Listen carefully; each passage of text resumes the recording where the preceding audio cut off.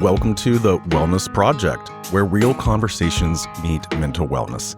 I'm Wilson, your host, here to explore the highs, the lows, and everything in between when it comes to personal growth, resiliency, and well-being. This podcast is all about breaking the stigma, sharing insights, and giving you practical tools to navigate life with more clarity and confidence. No fluff, no cliches, just honest, meaningful discussions that matter. So, wherever you are, take a breath, get comfortable, and let's dive in. Welcome to the Wellness Project. Hey there, welcome back to the Wellness Project. I'm Wilson, and if no one's told you yet today, I'm glad you're here. Whether you're listening from your car or your kitchen, or maybe you're just curled up in a quiet space trying to catch your breath, you're in the right place. Today's episode is one I've been thinking about for a while. It's called You're Not Broken. And it's not just a catchphrase. It's a lens, a perspective, a radical truth.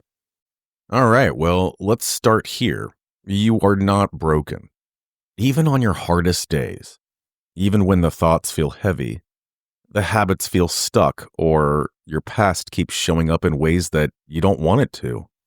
So often in mental health circles, even well-meaning self-help books, we hear language that makes it sound like healing is about fixing yourself, as if you're defective or broken beyond repair. But what if your anxiety is not a flaw, but a signal? What if your sadness is not a weakness, but a reflection of deep care? What if you call overreacting is actually the wisdom of your nervous system trying to keep you safe? I don't say that to romanticize pain. I say it because for so many of us, the real wound isn't just depression or panic. It's the shame layered on top. The belief that we're wrong for feeling this way. But you're not broken. You are responding to a world and a life that has real pressure points. Maybe even trauma, definitely stress. And you're still here. That in itself speaks to your captivity. Let's talk about this, how the past shows up in the present. Have you ever had an interaction where your reaction felt bigger than the moment? Someone said something small, and suddenly your chest tightens. Or your tone sharpens, or you go silent. That's not irrational.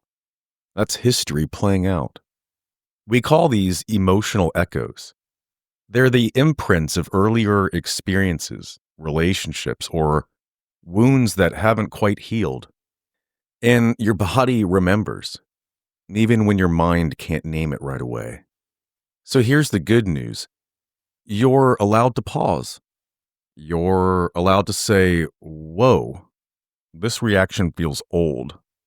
You're allowed to gently ask yourself, is this mine right now? Or is this a memory trying to protect me?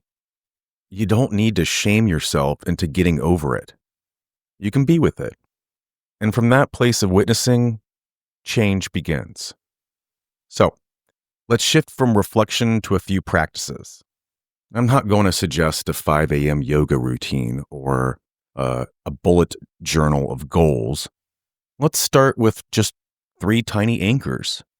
Things you can return to when you feel overwhelmed or unsure of where to go next.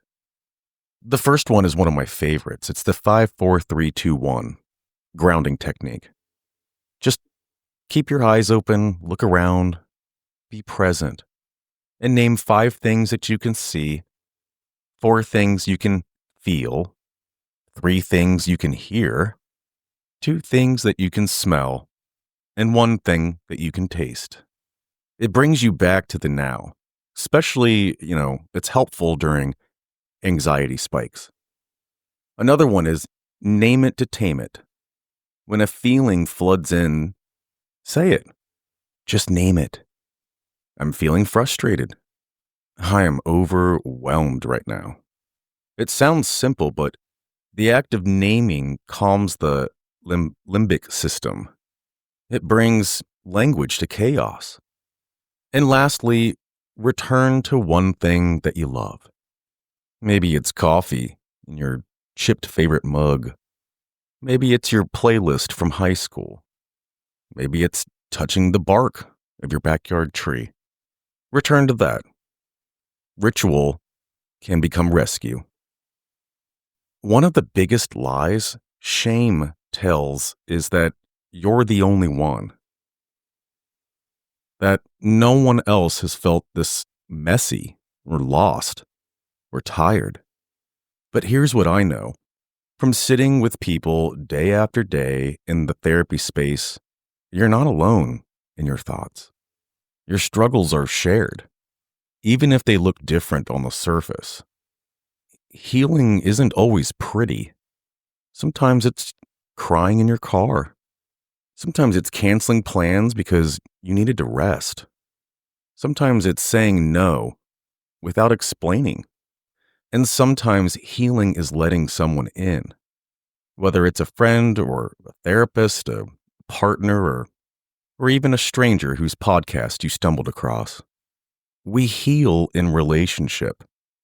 You don't have to do this all by yourself. If today was hard, please know this. Your center is still there, buried under the nose maybe, but not gone. You are not broken. You are becoming. Every scar has a story. Every pause has power. If no one's told you lately, you're doing the best you can. And that is enough. Thanks for spending some time with me today. Be gentle with yourself. Be curious about your patterns. And if you're willing, keep going. Until next time, this is Wilson with The Wellness Project, reminding you that you're worthy of care, especially from yourself.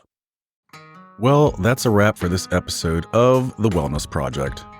I hope today's conversation gave you something to think about, something to feel, or maybe even something to change. If you found value in this episode, don't forget to subscribe, share, or leave a review. It helps more people join the conversation. And if you have thoughts, questions, or a topic you'd love to hear about, go ahead and reach out. It's thewellnessprojectllc@gmail.com. Until next time, take care of yourself, stay curious, and keep growing. This is Wilson signing off. See you in the next one. If you are considering therapy or in the market for a different mental health therapist, you should contact Cornerstone Behavioral Health. At Cornerstone Behavioral Health, the goal is to be a global voice for trauma recovery. They are a 100% telehealth agency providing mental health counseling and medication management for adults in Ohio. That's right, they offer a free consultation and accept all major insurance companies or private pay. If you go to cornerstonebehavioralhealth.org and click on the Services tab, you can read the bios of the therapists and even request one of them specifically to talk more about your mental health needs. To learn more about Cornerstone Behavioral Health, just visit cornerstonebehavioralhealth.org to register for a free consultation and response within just 48 hours. Hope starts here.